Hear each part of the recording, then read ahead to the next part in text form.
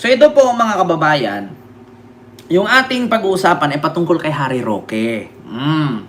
Alam nyo mga kababayan, trending po ngayon, trending po ngayon mga kababayan, saan ka nagpagupit? Sa Supremo po. Trending po ngayon mga kababayan, itong mga ICC prosecutors or sa madaling salita ay ICC lawyers na ang kanilang mga bank account ay pinipraise ni Donald Trump, no? Or pinipraise sa US. And then yung iba may mga warrant sa Russia. Kaya mga kababayan, actually si Harry Roque at si Robin Padilla naglabas dito ng ano. So, dito muna tayo kay Harry Roque. Ang sabi ni Harry Roque, mga kababayan, tatlo daw na paraan para makalaya si Digong. Ito na naman mga kababayan, nilinlang na naman ni Harry Roque ang mga Pilipinong DDS. Nilinlang na naman ni Harry Roque at pinapanatili na naman niya ang kabubuhan at katangahan nitong mga DDS na umasa na namang makauwi daw si Digong. Tatlong bagay ang makakapagpauwi daw kay Digong. Pakinggan natin ha mga kababayan. Ito ha. Sige. Pakinggan natin. Kasi ako gusto ko lang, ito mga kababayan na, ayaw ko kasi yung, alam ko naman na bobo yung mga DDS. Pero ayaw ko naman na bobo na nga, bububuhin pa. 'Di ba? Ayaw ko ng ganun. Bobo na nga, bubuhin mo pa. Huwag ganun, Harry Roque. Huwag mong linlangin ang tao. Ito ha, pakinggan nyo mga kababayan. So meron pa tayong at least dalawang pagkakataon para mapalaya si Tatay Digong. Ayan. Yung nga yung sa appeal sa jurisdiction na kapag tayo ay nanaig dyan, ay uwi ng Pilipinas si Tatay Digong, at saka yung unfit to stand trial na may possibility na mapalaya at mapauwi rin sa Pilipinas si Tatay Digong. Yung una niyang sabi mga kababayan, yung pag-question ng Pilipinas sa ICC about sa jurisdiction ng ICC. Alam niyo po mga kababayan na nireject po si Digong dyan. Binasura po, mga kababayan, binasura po ng ICC Chamber 1 ang apela ng kampo ni Digong, ni Kaufman, kung meron bang jurisdiction ng ICC sa Philippines. So, nireject po yon. So, hindi po pinayagan. Pangalawa, yung unfit to stand trial. Binasura din po yan, mga kababayan ng ICC, itong unfit to stand trial ni Digong. Bakit?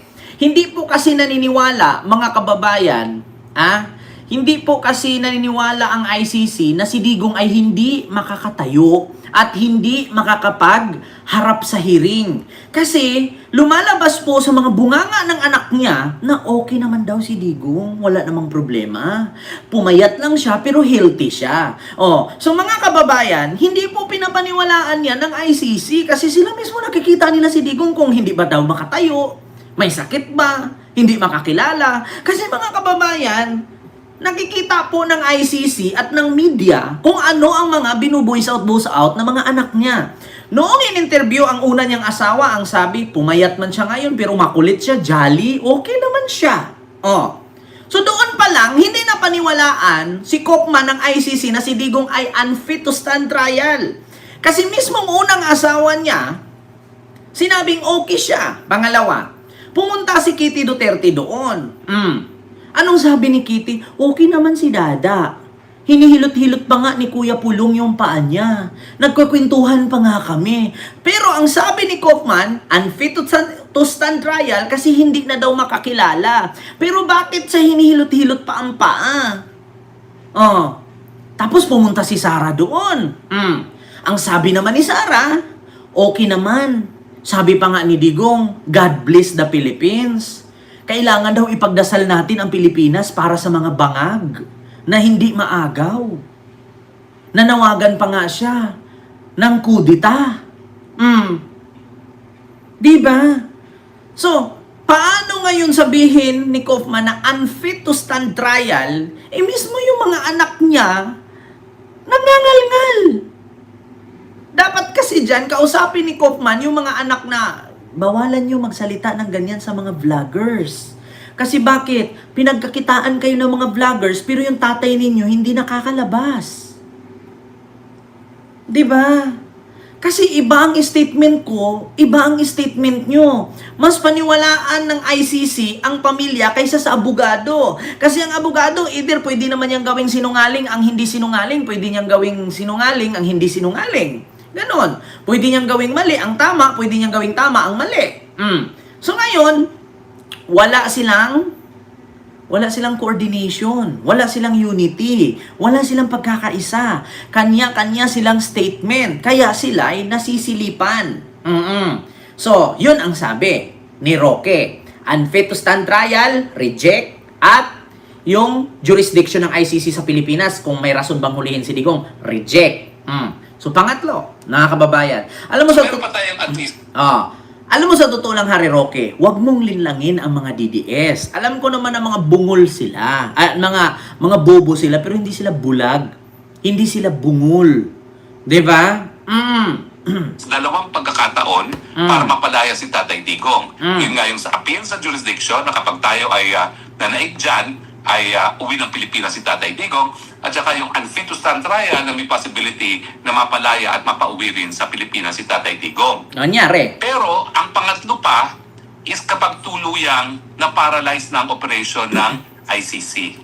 At sa tingin ko, dun sa kinuwento ng appeals chamber judge ng ICC na napakahirap ng buhay nila, na ang ICC ay frozen ang kanilang finances, binibilang na lang natin ng araw bago sumuko ang ICC at sabihin hindi. Ayan na. Ito yun mga kababayan, yung naalala nyo, yung sinabing taga Cavite daw, yung babae, asawa ng mayor, si anong pangalan nun? Mga kababayan, yung nagsabing reject, yung kamakailan lang ni-reject yung interim release ni Digong. Ayan na naman, pinaasa naman ni Harry Roque na wala na daw budget ang ICC. Putang ina mo, Harry Roque. Paano mawala ng budget ang ICC? Ilang bansa pa ang miyembro ng ICC.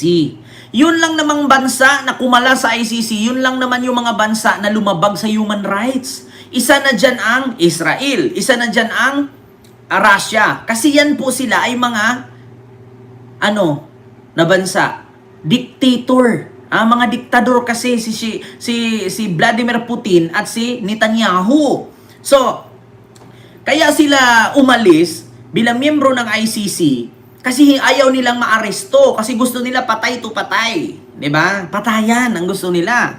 So ngayon, paano mangyari na maubos ang budget ang ICC kung ang mismong government sa kanila ay sinusuportahan sila ng Dutch government, ang ICC? 'Di ba? Papaniwalain mo ang mga bubong DDS? Hindi naman diktador si Netanyahu. Hindi nga siya diktador, pero ano bang ginagawa niya? Parang diktador na din. Biruin mo, pag sinabi niyang missile agad, wasak agad. Oo. So parang ganun ang nangyari, kaya nga sila umaalis sa ICC, ayaw nila magpa-aresto sa ICC. Diba? Kasi mga utak diktador. Kaya ngayon, paaasahin na naman ni Roque na antayin daw na ma-paralyze or ma-paralyze itong ICC. Paano ma-paralyze ang ICC? Hanggat may bansa dyan na miyembro hanggang 5, hindi mamamatay, hindi ma-paralyze ang ICC. Naniniwala ako dyan na ma-paralyze ay si Roque. Di ba? Suportado ng iba't ibang bansa ang ICC. Pangalawa, ang ICC ay suportado din ng Dutch government. Ma-paralyze lang or ma-paralyze lang ang ICC, no? Kung ayaw na ng Dutch government sa kanila. Yun lang kasimple, Harry Roque. Lokohin mo yung lelang mo. Sabi nga ni Panelo, umuwi ka. Huwag yung puro kadada. Di ba? Niloloko mo yung mga Pilipinong DDS. Paano ma-paralyze ang ICC kung ang mismong Dutch government or Netherlands suportado sila?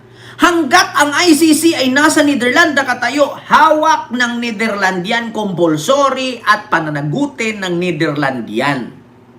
May pondo yan sa Netherlands. Di ba? Maliban na lang kung sipain sila ng Netherlands. So meron pa tayong at least dalawang pagkakataon para mapalaya si Tatay Digong. Yun nga yung sa appeal sa jurisdiction na kapag tayo ay nanaig dyan, ay uwi ng Pilipinas si Tatay Digong at saka yung unfit to stand trial na may possibility na mapalaya at mapauwi rin sa Pilipinas si Tatay Digong. Pero ang pangatlo pa is kapag tuluyang na-paralyze ng operation ng ICC. At sa tingin ko, dun sa kinuwento ng Appeals Chamber Judge ng ICC na napakahirap ng buhay nila, na ang ICC ay frozen ang kanilang finances. Roque, naghirap lang naman ay isang judge. Hindi siya makagamit ng credit card at naka-frozen ang kanyang bank account. Pero hindi po porket naka-frozen ang bank account ng isang prosecutor or ICC judge, ay lahat na sila. Take note, ilang mga judge po dyan sa ICC, marami po sila. Harry Roque, wag tanga, wag mong lilangin ang tao para maniwala sa'yo. Sagutin mo ang kaso mo, umuwi ka sa Pilipinas, paniwalaan kita.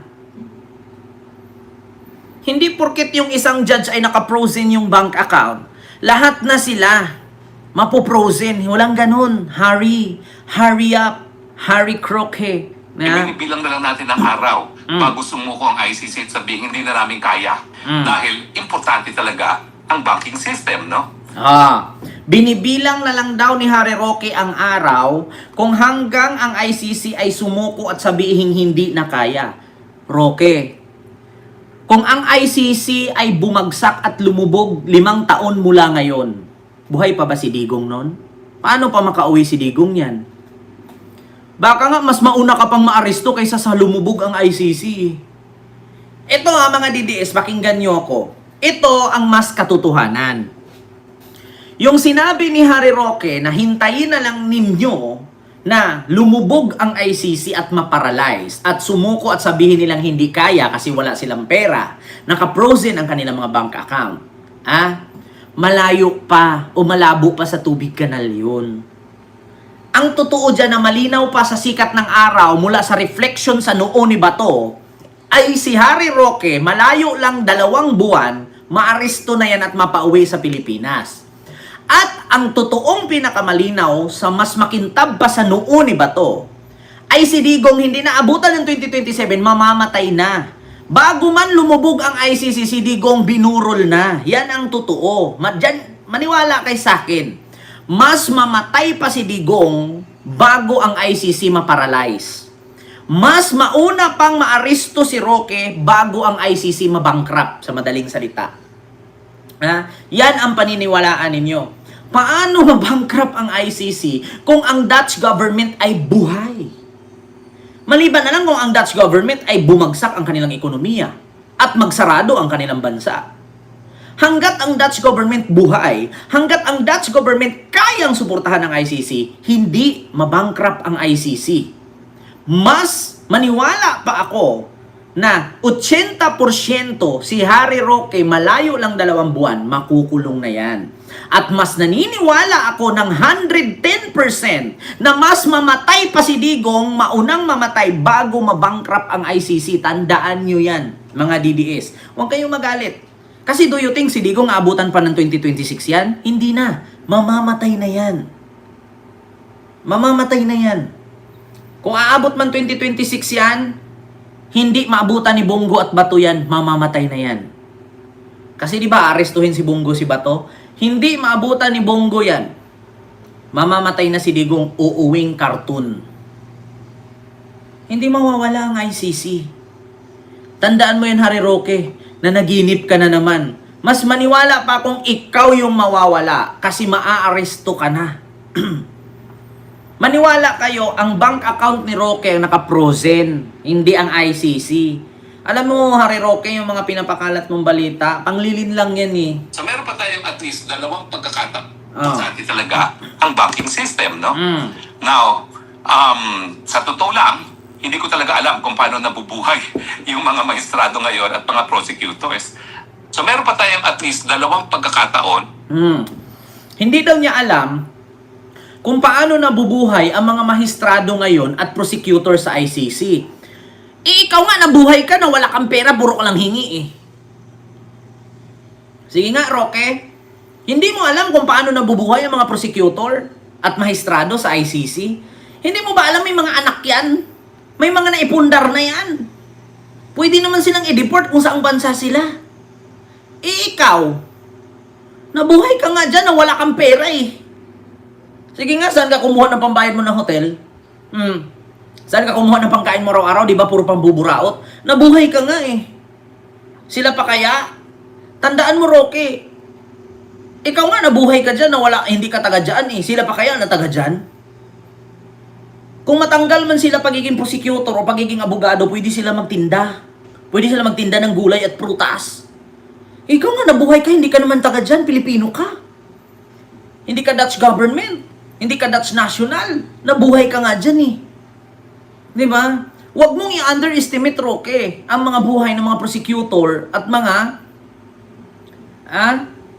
yung mga hurado dyan. Kasi may mga pamilya yan. At mga taga-dyan yan. Ikaw nga, tanong mo, ikaw nga nabuhay ka na hindi ka taga-dyan eh. Sila pa kaya? Di ba? Yun ang katotohanan, mga kababayan. Sa mga DDS, yung mga pinapakalat ni Harry Roque, pinaasa na naman kayo. So meron pa tayo. Huwag na kayo maniwala.